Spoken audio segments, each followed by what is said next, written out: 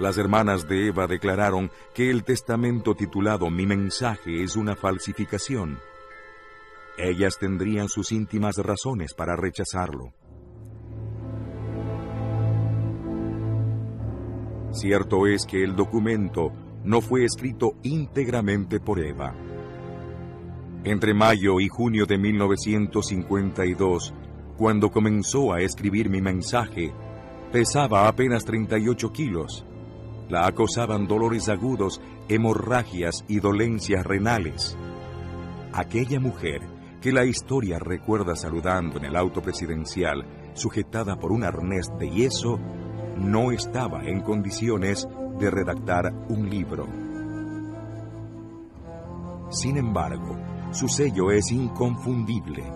Reaparecen latiguillos de sus viejos discursos, la división entre los buenos y los malos antiperonistas y la aparición de dos palabras favoritas: odio y amor. Los enemigos del pueblo fueron y siguen siendo los enemigos de Perón. Sí, nunca había nadie de nuestra raza, la raza de los pueblos, peleando contra Perón. Declaro con toda la fuerza de mi fanatismo que siempre me repugnaron. Yo solo reconozco dos palabras como hijas predilectas de mi corazón: el odio y el amor. Nunca sé cuándo odio ni cuándo estoy amando.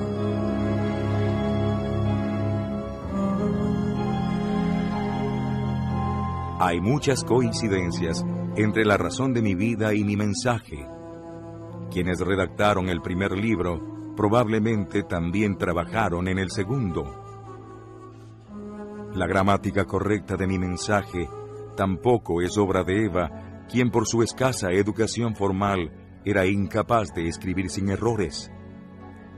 Esto se verá muy claro al leer una carta que Eva escribió en los últimos días, esta vez sin la ayuda de nadie. Porque Eva redactó un segundo testamento. Es espontáneo y urgido por la prisa. ¿Desmiente el anterior? En parte.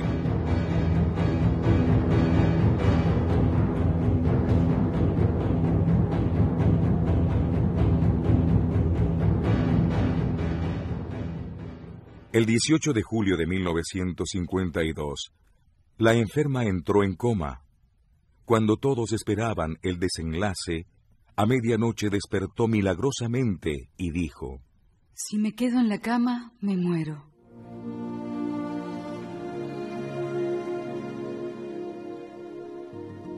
Quiero que todo lo que tengo no hay más heredero que Perón, y que el general conserve las joyas que el general me regaló, y que los trabajadores me regalaron, y que cada una de mis hermanas y mi madre reciban una de ellas como recuerdo, y que el resto vaya a parar a la fundación para que me fue dada con amor, sirva con el mismo amor, sirva para aliviar el sufrimiento y detener la hemorragia de las heridas.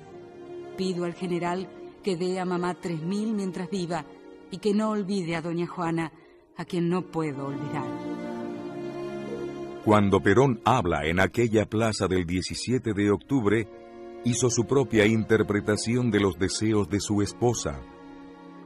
Las numerosas alhajas que el pueblo, algunos amigos y numerosas naciones extranjeras regalaron a Eva Perón serán destinadas al museo que se instalará en su monumento, a cuyo efecto han sido entregadas a la comisión correspondiente.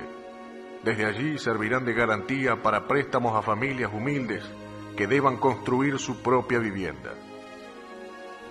Hay algunas contradicciones. En mi mensaje, Perón es el único heredero, y en su última carta incluye a su familia. De todas maneras, la ley argentina exige la firma de testigos para otorgar validez a un testamento. Según la ley, los bienes debían repartirse en partes iguales entre la madre de Eva y Perón. Conociendo esto, Perón, justo 2 días antes de su lectura en la plaza, instó a doña Juana a firmar un poder donde le dejaba todo a él. Juana se arrepentiría más tarde y comenzaría un juicio tan largo como la odisea del cadáver de su hija. ¿Dónde iría a parar la fortuna de Eva Perón? Los rumores de aquella época hablaban de millones en joyas, regalos e incluso de una suma de dinero guardada en un banco de Suiza. Pero en ninguno de los dos testamentos Eva hace referencia a sus propiedades. El paradero de ciertos bienes y la distribución de la herencia tuvieron el mismo destino azaroso que otras piezas de este rompecabezas. Hay que penetrar aún más en el corazón de mi mensaje para hallar las respuestas que buscamos. ¿Por qué razón este documento no vio la luz apenas muerta Eva? ¿Por qué Perón leyó solo una parte? ¿Qué le quedaba por decir a aquella mujer que lo había dicho todo? ¿Cuáles fueron los odios que la agonía no pudo refrenar? Mi mensaje está dividido en varios capítulos. Cada uno corresponde a algún blanco sobre el que Eva dispara con violencia. Me revelo indignada con todo el veneno de mi odio o con todo el incendio de mi amor, no lo sé todavía, en contra del privilegio que constituyen todavía los altos círculos de las Fuerzas Armadas y clericales. Eva veía conspiraciones y traición entre los diferentes círculos del poder. Cuando el gobierno de su esposo caiga derrotado por una revolución hecha por militares ultracatólicos apoyados por la Iglesia, muchos pensarán en el carácter profético de sus palabras.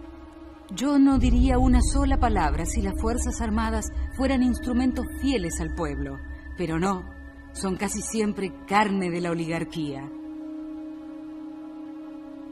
Las duras críticas a la Iglesia pueden haber sido otro motivo para que las muy católicas hermanas de Eva negaran el documento. Les reprocho el haber abandonado a los pobres, a los humildes, a los descamisados, a los enfermos, y haber preferido, en cambio, los honores de la oligarquía. El fuego de Eva no se detiene ni ante los antiguos aliados. Alcanza también a los sindicalistas, los mismos que apoyaron su candidatura a vicepresidente y que comenzaban a realizar protestas y huelgas. Dirigentes obreros entregados a los amos de la oligarquía por una sonrisa, un banquete o por unas monedas. Yo los denuncio como traidores. Hay que cuidarse de ellos. Habría que sellarles la frente con el signo infamante de la traición. Todo hace pensar que en las últimas horas se había perdido para siempre aquella Eva melodramática del cine nacional. Cada día estás más linda. ¿Te parece? Qué raro que me digas eso. ¿Por qué? ¿Te fijas tan poco en mí? ¿Qué te pasa, hija? Sheila, ya no puedo más. No parece sino que el circo fuera de ellos. El tono edulcorado regresará cada vez que nombre a su marido, el coronel. Y así emprendimos el camino, alegres y felices. Metida en un rincón de la vida de mi coronel, se me hacía que yo era algo así como un ramo de flores en su casa.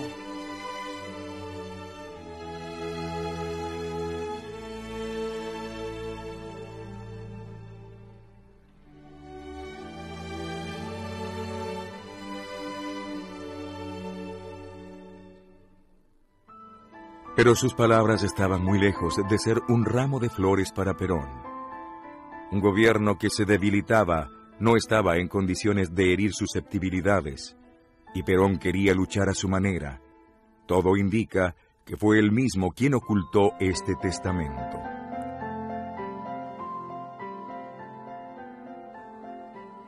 El cadáver de Eva fue rescatado de la tumba de Milán y devuelto a Perón el 4 de septiembre de 1971 en su residencia de Puerta de Hierro en Madrid. Perón es reelecto presidente de la Argentina en 1973 y muere el 1 de julio de 1974. Su viuda y entonces presidenta del país es la encargada de recibir los restos de Eva que regresan de España el 17 de noviembre de 1974. La colocan en una cripta en la Quinta Presidencial de Olivos junto al féretro de Perón.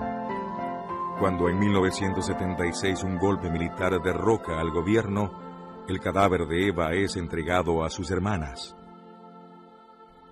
Hoy descansa en el cementerio de la Recoleta, en la bóveda familiar, en el segundo subsuelo, dentro de una cámara blindada.